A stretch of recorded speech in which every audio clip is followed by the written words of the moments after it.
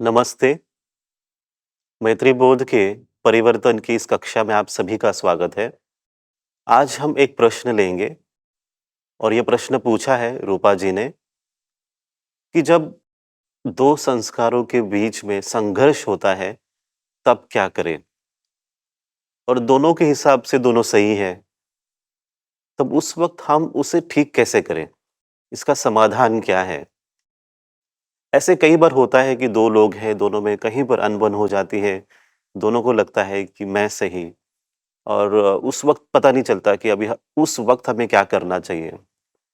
तो यहाँ पर परिवर्तन की ये जो कक्षा है, आपको उस वक़्त, उस क्षण क्या करना चाहिए, उसके लिए आज मार्गदर्शन करेगी। अब ये होता है कभी हम आध्यात्मिक व्यक्ति हैं, आध्यात्मिक ज्ञान है, तब ऐसे लगता भी है कि दोनों भी सही हैं। भले आप दोनों में से आप एक हैं और आपको लगता है कि मैं भी सही हूँ, वो भी सही हैं। जब दोनों सही लगते हैं, तब वहाँ पर संघर्ष होता ही नहीं है। वहाँ पर कहीं पर तो समाधान का रास्ता अपने आप ही निकल आता है। पर दोनों भी पकड़ के रखते हैं। कोई 2 दोस्त हो, मित्र हो, माता-पिता के साथ कहीं पर अनबन हो रही है आपकी, पति-पत्नी के बीच में अनबन है और दोनों ने अपने अहंकार के वजह से पकड़ के रखा है कि नहीं मैं सही, मैं सही। उस वक़्त सही मायने में एक प्रश्न आता है, कठिन परिस्थिति होती है कि अब क्या करें? कोई क्योंकि दोनों वहाँ पर कुछ करने को तैयार नहीं है ऐसा कि कुछ जिससे समाधान हो जाए। अब यहाँ पर इसके बाद आप ये सोच सकते हैं कि वो सही है या नहीं भी है, पर मेरा मत क्या है? मुझे क्या लगता है? तो सबसे पहले आप कन्विंस हो जाइए कि आपका मत क्या है? आपको इस विषय के बारे में क्या लगता है? क्या आप वाक़ई में सही हैं? एक बार थोड़ा समय खुद के लिए निकाल के देखिए, क्या मैं ज़्यादा तो नहीं सोच रहा हूँ या ज़्यादा ही नहीं बोल दिया? ये थोड़ा अपना समय निकाल के देखेंगे तो आपको वहाँ पर एक रास्ता मिलेगा जहाँ से आप समाधान निकाल सकते हो। तो अपनी बात कहने से पहले आप ये देख लीजिएगा कि आप कितने सही हो।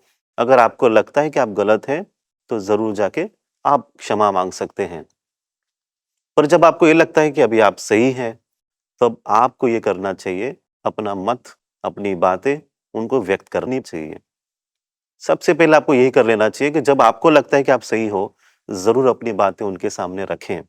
अब जब आप अपनी बातें रखेंगे तो उसका परिणाम ये होता है कि वो आपकी गलतियाँ बताते हैं कि आप कितने बुरे हो, आप आपकी जीवन में आपने ये किया, वो किया।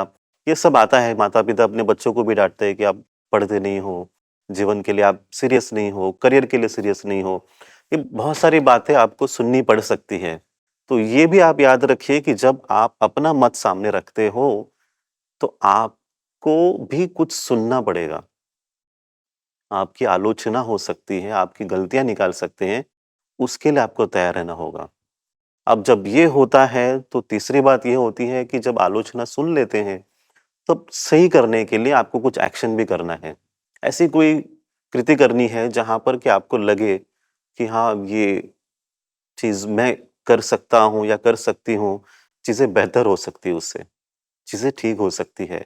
कहीं पर ऐसे होता है कि पति-पत्नी के बीच में अनबन है, एक कहता है कि आप कपड़े ठीक से नहीं रखते हो, यहाँ पर कपड़े गिरे हुए हैं, आप कपड़ों को ठीक से एक जगह रखें, कबर्ड में रखें।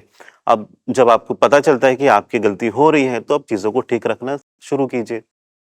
ये इसलिए कह रहे हैं कि आपको अपनी तरफ से एक्शन भी करना चाहिए। जब कोई आपकी गलतियाँ निकालते हैं और कहते हैं कि आपको ये ठीक करना है, आलोचना करते हैं, तब आपकी तरफ से एक एक्शन करना ज़रूरी है, चीज़ें ठीक होने के लिए। अब आपने बातें कर ली, व्यक्त किया, आपने आलोचना सुन ली, आपने कुछ कार्य भी कर लिया, काम भी कर लिया सब कुछ ठीक करने के लिए, फिर भी जब कुछ ठीक नहीं हो रहा है, तो फिर आपके पास अगला जो विकल्प है, वो है प्रार्थना करना। आप प्रार्थना कर लें। अपने गुरु को, अपने ईश्वर को, आराध्य जो भी है, आप मन से एक प्रार्थना कर लीजिए कि यहाँ पर कुछ समाधान नहीं मिल रहा है, तो आप हमें रास्ता बताइए। आप ही कृपा कीजिए जिससे सब कुछ ठीक हो जाए। ये भी आपके लिए विकल्प है और उसके बाद भी कुछ भी नहीं हो रहा है, तो समझ लीजिएगा कि ये ऐसे ही चलेगा, कि ये ऐसे ही होगा अभी, अभी कुछ नहीं कर सकते और आप उस परिस्थिति को स्वीकार करते हुए ही वैसे ही छोड़ दीजिए। अब ऐसे ही जीवन है, उसके साथ ही रहना शुरू कीजिए। ये सबसे अंतिम विकल्प है। ऐसा नहीं कि शुरुआत से आपको यही सोचना है। जैसे हमने कहा, बातें पहले करना शुरू कीजिए। सब कुछ करने के बाद कुछ नहीं होता है, तब ऐसा समझिए कि ऐसी ही परिस्थिति होगी और ऐसे ही हमें आगे चलना है। जब भी जीवन में ऐसा कभी अनबन आता है और थोड़ा वो बहुत अ, गंभीर हो जाती है समस्या, जैसे संस्कार राम के भी है, रावण के भी है, धर्म, अधर्म, ऐसे भी कभी सिचुएशन हो जाती है, तब हमेशा हमारे जो फ्रीडम फाइटर्स थे, स्वतंत्रता सेनानी थे, उनको याद कीजिएगा आप। उन्होंने भी आवाज़ उठाई स्वातंत्र्य के लिए, देश के लिए। दोनों संस्कार थे, बाहरी जो शक्तियाँ आई थी उनके संस्कार और हमारे देश के संस्कार। तो वहाँ पर हमने आवाज़ उठाई, अपनी बात रखी। कुछ लोगों ने जो चल रहा है अत्याचार उसको सहन किया, कुछ लोगों ने प्रार्थना की, कुछ लोगों ने प्रोटेस्ट किया, अपना आवाज़ उठाई और उसका अंतिम फल ये हुआ कि हम सभी को स्वातंत्र्य मिला, उन स्वतंत्रता सेनानी की वजह से। आपको बस ये याद रखना है कि जब भी जीवन में ऐसी गंभीर समस्या आती है, धर्म-अधर्म दिखता है, सही-गलत दिखता है, तो अपने सारे उन स्वतंत्रता सेनानियों को याद कीजिए। उससे आपको बल मिलेगा, उससे आपको शक्ति मिलेगी और मार्गदर्शन भी मिलेगा।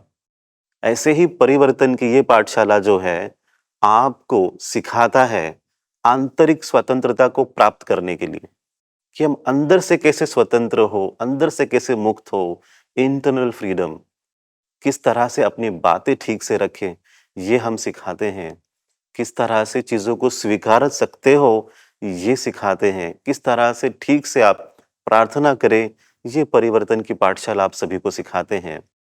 तो इस हफ्ते आप इस ज्ञान को आज जो सीखे उसे याद रखिए। हम आशा करते हैं कि जो भी आपने आज सीखा है, उसका उपयोग आप अपने जीवन में आस-पास शांति को बनाए रखने के लिए, शांति को स्थापित करने के लिए करेंगे। अगले हफ्ते फिर से हम एक नए विचार के साथ, नई सोच के साथ मिलेंगे। आप सभी का कल्याण हो, आप सभी का मंगल हो। नमस्ते। पत्रकारिता कोई इमोशन नहीं है, ना अपना कोई ज्ञान देना है और ना कोई विचार थोपना है। पत्रकारिता क्या है? पत्रकारिता का मतलब है सही जानकारी इकट्ठा करना और तथ्य बताना। पत्रकारिता आज जितने महत्वपूर्ण दौर में है, शायद पहले नहीं थी। इस दौर से निकलने के लिए सिर्फ सच दिखाने की जरूरत है, वो सच जो आपके हित को आगे रखे। इसलिए अब रात 9 बजे प्राइम टाइम नहीं होगा, ये आपका टाइम है। जगविंदर पटियाल के साथ देखिए पब्लिक इंटरेस्ट 17 जुलाई से सोमवार से शुक्रवार रात 9 बजे सिर्फ एबीपी न्यूज पर। एबीपी न्यूज आपको रखे आगे।